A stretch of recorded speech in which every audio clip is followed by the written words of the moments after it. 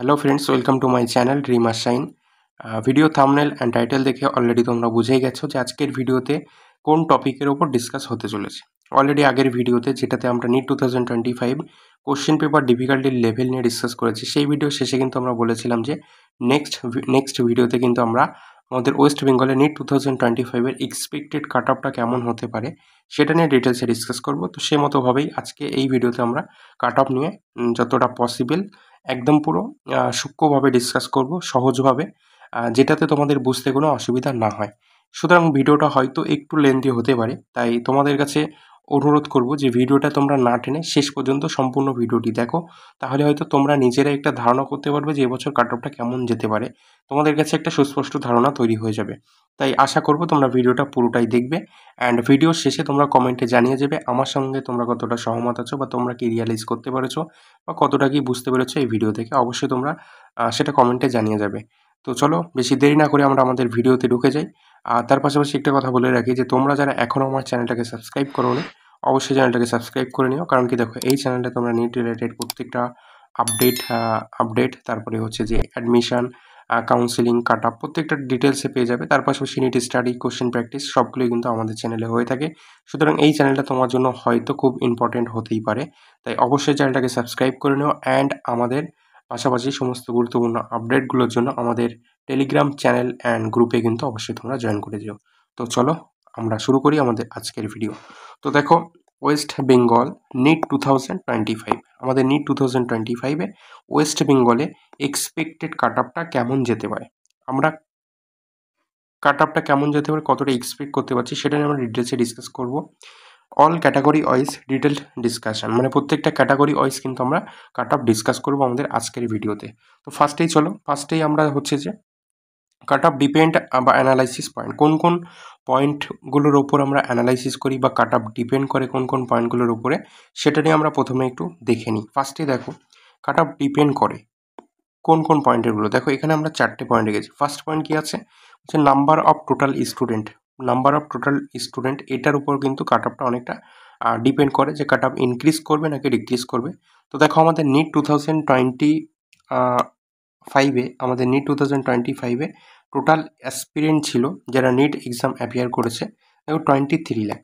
ঠিক আছে, 23 লাখ স্টুডেন্ট কিন্তু নিট 2025 এক্সামের জন্য ফর্ম ফিল আপ করেছিল। এবার এখান থেকে কিছু স্টুডেন্ট থাকে যারা আর কি এক্সাম বসে না, ফর্ম ফিল আপ করে বাট এক্সাম দেয় না। যাই হোক, নাম্বার অফ স্টুডেন্ট দেখো 23 লাখ আমাদের এবছরে আছে। সেকেন্ড আমরা দেখি, সেকেন্ড হচ্ছে যে পেপার ডিফিকাল্টি লেভেল, এটার উপরে কিন্তু কাট অফটা অনেকটাই ডিপেন্ড করে। ঠিক আছে, পেপার ডিফিকাল্টি লেভেলটা যদি হাই হয় সেক্ষেত্রে কিন্তু কাট অফ লো যেতে পারে, যদি ইজি হয় তাহলে সেক্ষেত্রে কিন্তু কাট অফটা হাই যেতে পারে। তো চলো আমরা দেখি এবছর আমাদের পেপার ডিফিকাল্টি লেভেল কী ছিল, হার্ড ছিল। সুতরাং এখান থেকে আমরা একটা ধারণা করতে পারি যে কিন্তু কাট অফ ডিক্রিজ করছে। তারপরে পয়েন্টটা দেখো, তারপরে হচ্ছে যে স্টুডেন্ট পারফরমেন্স, এটা কিন্তু খুব ম্যাটার করে আমাদের কাট অফের জায়গায়। কারণ কি দেখো, স্টুডেন্ট পারফরমেন্স যদি বেটার থাকে তাহলে কম্পিটিশন যদি হাই থাকে তাহলে সেক্ষেত্রে কিন্তু কাট অফটা অনেকটা ইনক্রিজ করে বা হাই কাট অফ যায়। ঠিক আছে। তো এবছরের যে স্টুডেন্ট পারফরমেন্স কেমন সেটা কিন্তু আমরা কেউ জানি না। ঠিক আছে, উই ডোন্ট নো, এটা আমাদের কাছে ক্লিয়ার নয়।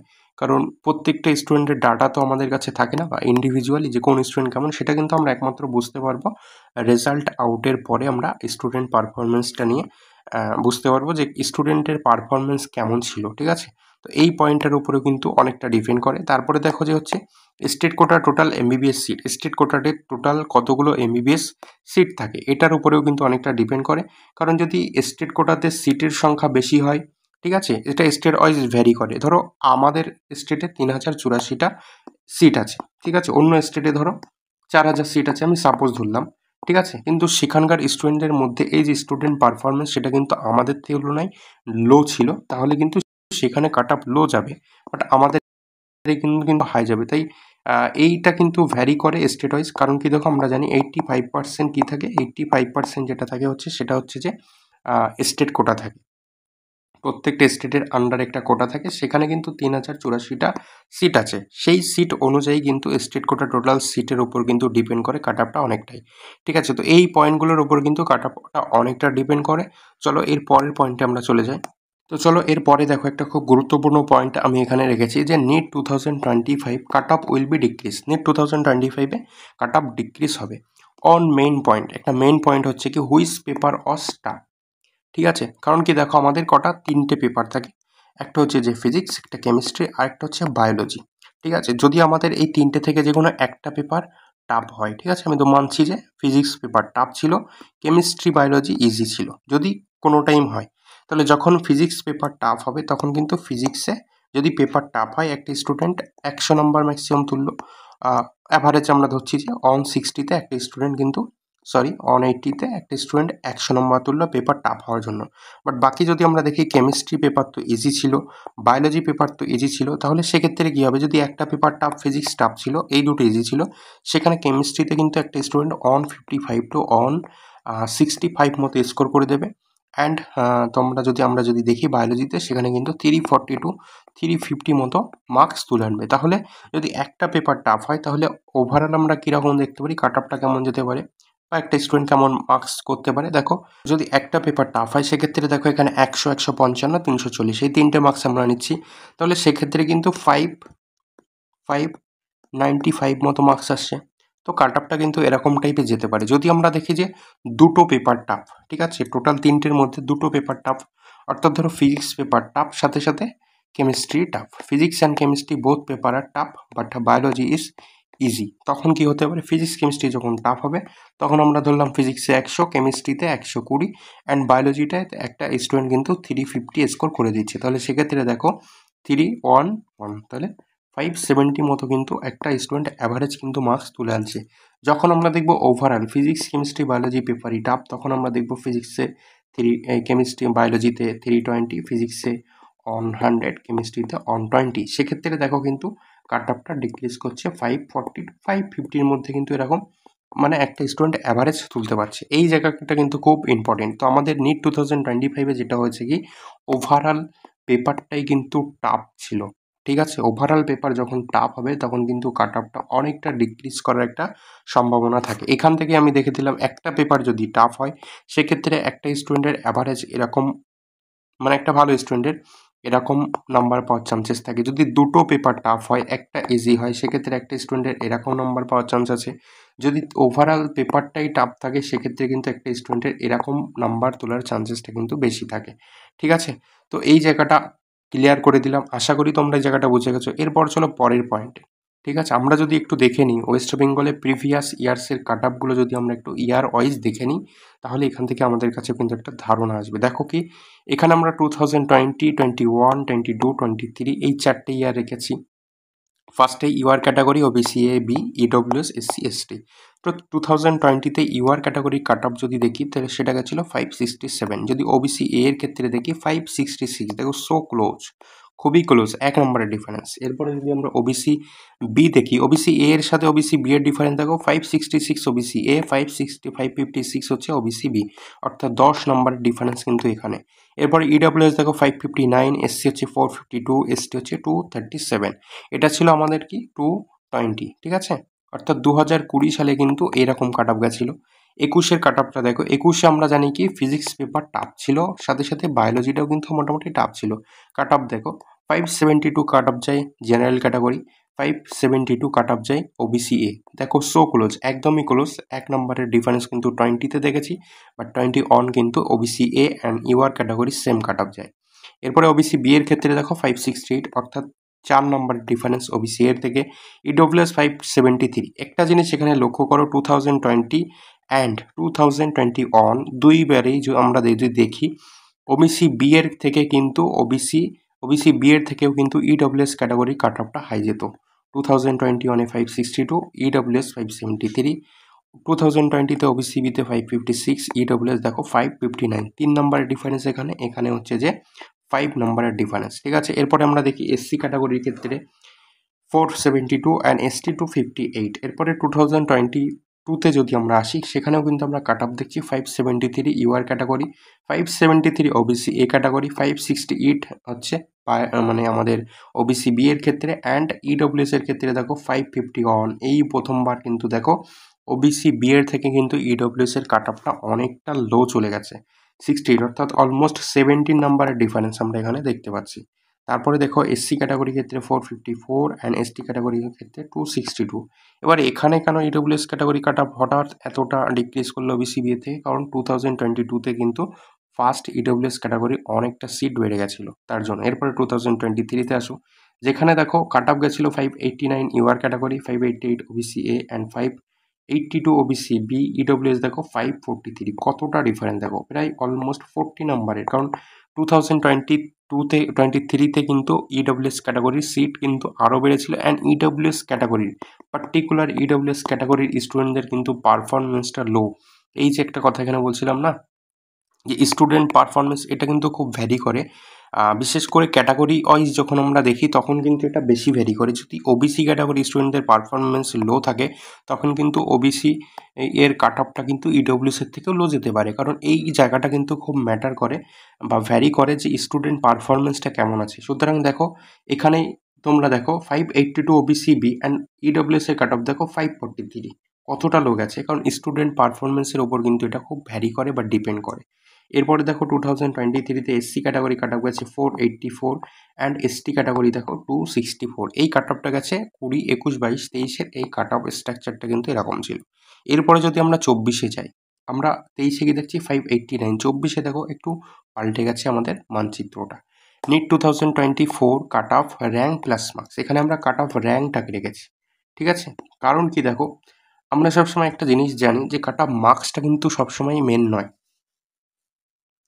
কাট অফ মার্কস কিন্তু চেঞ্জ হয়। কারণ কোনো বছর যদি সেটা 580 থাকে, কোনো বছর কিন্তু সেটা 640 হতে পারে, আবার কিন্তু সেটা 530ও হতে পারে, ঠিক আছে? এটা কিন্তু ভ্যারি করে এক একটা ইয়ারে। কারণ কিন্তু একটা জিনিস কিন্তু সেট থাকে, কারণ আমাদের কাছে কিন্তু সিট লিমিটেড, তাই না? সিট তো লিমিটেড, যতটুকু সিট আছে অতটুকুই। এবার র্যাঙ্কটাও কিন্তু সিটের মতোই, র্যাঙ্ক কিন্তু স্টেবল। ধরো 40K, এই জায়গায় তো ধরো আমাদের কাট অফ 40K পর্যন্ত আমাদের লাস্ট কাট অফ র্যাঙ্ক যাচ্ছে, তাহলে এই র্যাঙ্কটা কিন্তু ভ্যারি করে, মার্কসটা নয়। ধরো কোনো ইয়ার এই 40K র্যাঙ্কে যে আছে তার মার্কস হচ্ছে 480, কোনো ইয়ার এই 40K র্যাঙ্কে যে আছে তার মার্কস হচ্ছে 580। তাহলে কোনো ইয়ার হয়তো 480 কাট অফ যাবে, কোনো ইয়ার সেইটা হয়তো 580। কিন্তু দেখো এখানেও সেই 40K, এখানেও সেই 40K। তাই আমরা দেখবো সবসময় কাট অফ মার্কসের থেকেও কিন্তু যেটা আমাদের কাছে মেন গুরুত্বপূর্ণ সেটা হচ্ছে গিয়ে কাট অফ র্যাঙ্ক। তো নিট 2025-এর কাট অফ র্যাঙ্ক দেখো, UR category cut off rank ছিল 40,650। কাট অফ মার্কস দেখো 635। এই রকম রেঞ্জেরই কিন্তু কাট অফে 2023-তে মার্কসটা দেখো 589। তাই সবাইকে সবসময় একটা কথা বলবো, মার্কসের দিকে নজর দিও না, নজর দাও কাট অফের দিকে, কারণ কাট অফ র্যাঙ্কের দিকে। কারণ র্যাঙ্কটাই কিন্তু ডিপেন্ড করবে, মার্কস ডিপেন্ড করে না। তুমি 680 পাও, যদি তোমার র্যাঙ্ক 50K হয় তাহলে সেটার কোনো ভ্যালু নেই। যদি তুমি 480 পাও বাট তোমার র্যাঙ্ক যদি 30K হয় সেটার কিন্তু ভ্যালু আছে।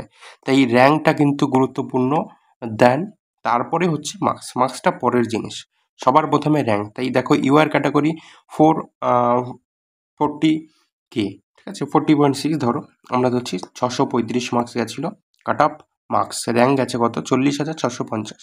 ওবিসি এর ক্ষেত্রে দেখো 44,333 কাট অফ মার্কস গেছে 631। ওবিসি বি এর ক্ষেত্রে কিন্তু কাট অফ র্যাঙ্ক গেছে 49,414, কাট অফ মার্কস গেছে 625, 425। ইডব্লিউএস ক্যাটাগরির ক্ষেত্রে দেখো 1,08,26 কাট অফ র্যাঙ্ক, কাট অফ মার্কস 580। দেখো কোথায় 625, কোথায় 580, কতটা ডিফারেন্স। এরপরে দেখো এসসি ক্যাটাগরির ক্ষেত্রে কাট অফ র্যাঙ্ক গেছে 1,58,237, অর্থাৎ 1,58,237। কাট অফ মার্কস গেছে দেখো 539, কোথায় 480-র ঘরে ছিল সেখান থেকে 539, অর্থাৎ 540-এর কাছাকাছি কাট অফ র্যাঙ্ক চলে এসছে এসসি ক্যাটাগরি।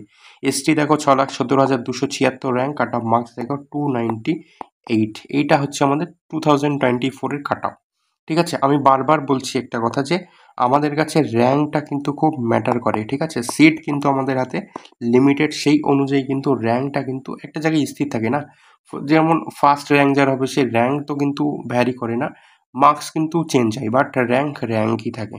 আর আমাদের কাছে সিট লিমিটেড, তাই একটা নাম্বার পর্যন্ত র্যাঙ্ক আমাদের কাছে কিন্তু কাট অফের র্যাঙ্ক হয়ে দাঁড়িয়ে যায়, ঠিক আছে? তো চলো আমরা প্রত্যেকটা ইয়ার ওয়াইজ একটা ডিসকাস করলাম, কোন কোন পয়েন্টের উপরে কাট অফ ডিপেন্ড করে সে জায়গাটা ডিসকাস করলাম। এবার আসি আমাদের নিট 2025-এর কাট অফটা কীরকম যেতে পারে। আমরা আমাদের এই টোটাল অ্যানালাইসিস, টোটাল ডিসকাশনের ওপর ডিপেন্ড করে কোথায় আসতে পারছি বা আমরা কি ধারণায় আসছি সেটা দেখো। NEET 2025 expected cut off marks, ঠিক আছে।